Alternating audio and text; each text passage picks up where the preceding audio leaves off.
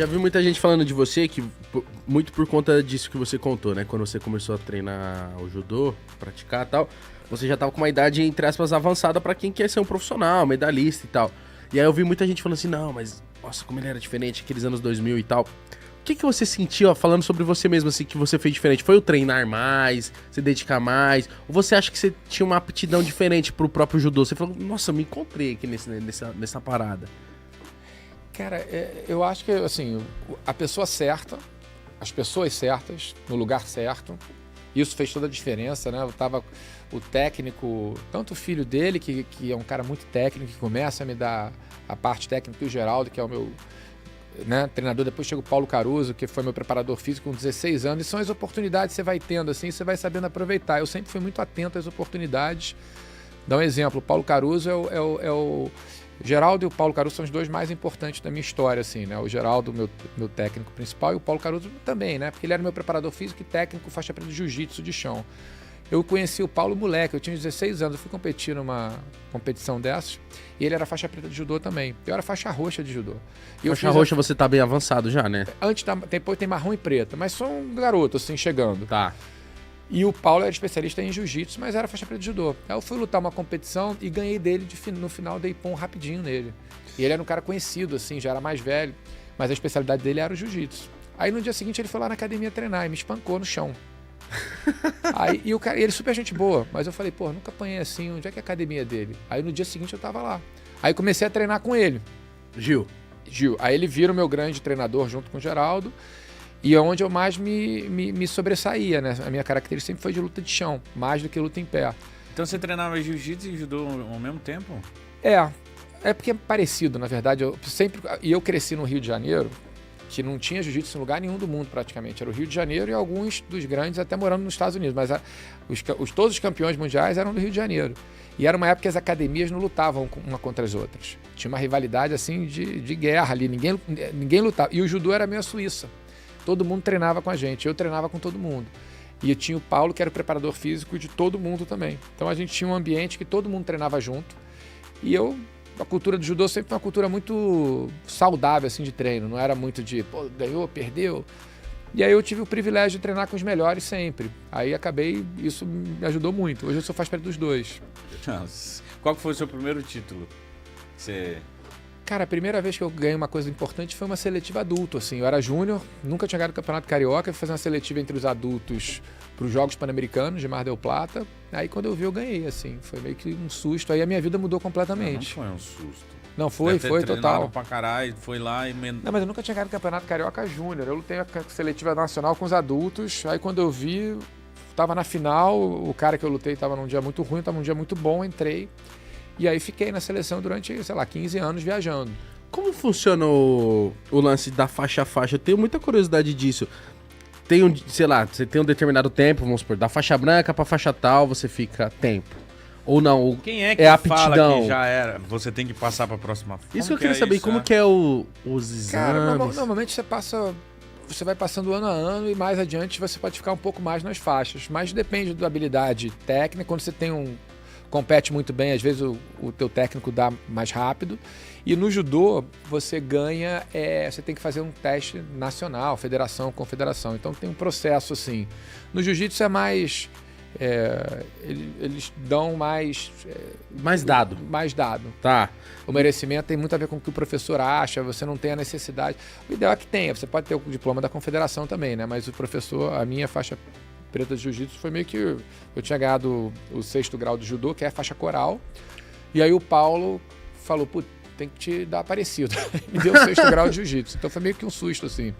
Mas é difícil, cara. Óbvio que é, né? Mas você, o quanto é almejado ser faixa preta e o quanto é difícil ser um faixa preta? Porque eu acho que não é só o lutar bem, tem todo um lance do mental que vocês prezam muito, sabe? Que eu sempre pago um pau pra essa parte. Cara, vai depender muito da escola, né? Lá, o nosso slogan lá, que é até meio clichê, mas é faixa preta dentro e fora do tatame.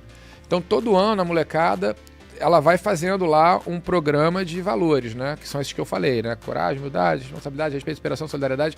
Tem uma matriz pedagógica para cada faixa etária ir trabalhando, desenvolvendo uma determinada habilidade socioemocional para aquele valor. Então, ele está crescendo, vivenciando aquilo o tempo inteiro. Aí chega uma hora lá na frente que ele já passou por vários anos, chega a hora da faixa preta. Ele passou por tantas histórias assim desses valores que ele chega fora do tatame faixa preta. Na nossa escola, claro que tem lugares que você tem uma outra referência porque é o faixa preta. Para nós é uma referência de um cara especial, uma pessoa que olha pela janela quando está dando certo, que cai, levanta, mas também levanta os outros junto. Não, O faixa preta é o faixa preta. Não, quando eu era moleque, o que eu achava que era tipo o quê? Mano, o cara é lutador. Nossa, então qualquer coisinha ele vai dar um cacete a alguém, vai começar uma baderna do caramba. Conforme eu fui crescendo, eu fui vendo que, tipo assim, conheci inúmeras pessoas e aí, por acaso, eu descobri que a pessoa era faixa preta de alguma coisa, ou mandava muito bem em determinada arte marcial. São os mais de boa. E aí, E irmão, sabe que a qualquer momento ele pode já vi. desfalecer alguém, então ele tá sempre suave. Ele, tipo, mano, fala comigo, eu posso te matar, tá ligado? Mas não, eu já vi situações acontecendo e essa pessoa, assim, tá, tipo...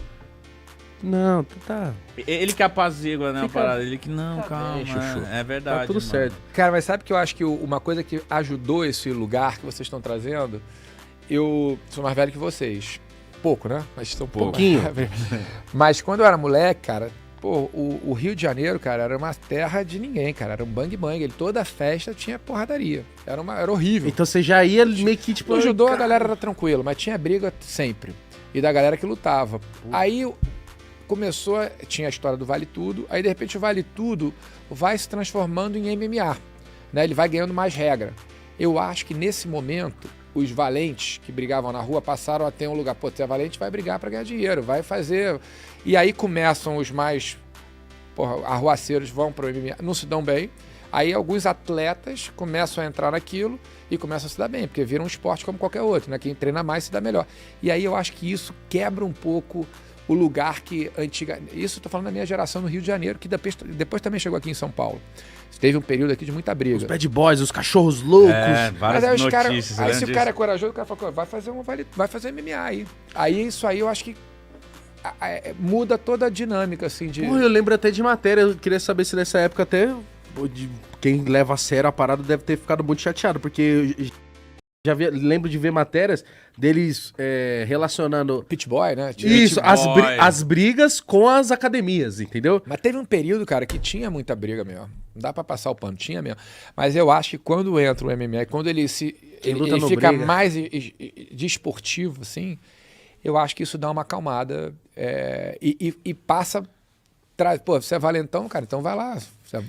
Vai lá mesmo. Vamos ver se você é bom porque mesmo. tem muita gente que nem pensa nisso. Acho que por exemplo, estamos falando do judô, acho que o judô, você vai lá, você só vai aprender a derrubar alguém. Mas é muito mais além de só isso, né? O judô eu tô tirando um pouco dessa caixa, porque eu também tô aqui como faixa preta de jiu-jitsu aqui falando. Mas era diferente, assim. O judô, a galera nunca foi muito de briga, nunca teve essa cultura mesmo. Eu lembro que, tipo, eu não sei se você teve, mas quando eu falava que eu fazia judô, a galera falava meio que, tipo assim, não é um karatê, você não bate, judô é não sei o quê. Eu falava, vai se fuder, judô é mó treta, tá? Vai achando que não. Então, tipo, na minha época tinha galerinha que falava, não, o bagulho é jiu-jitsu, o bagulho é karatê. Judô, ele tinha uma visão De ser mais calmo. mais leve, Tá. tipo, não, judô, se é judô é mais leve. E eu falava, não, mano, é muito louco também. Mas eu lembro que judô tinha essa... Mas judô e esse preconceito jiu-jitsu, aí. assim, tecnicamente são muito parecidos. Muda muito a regra. Mas você tem finalizações no judô, tem estrangulamento, tem chave de braço, você tem uma parte ATMI, que é defesa pessoal, você tem muita coisa parecida com o jiu-jitsu. Tecnicamente muda que no jiu-jitsu você tem as chaves da cintura para baixo.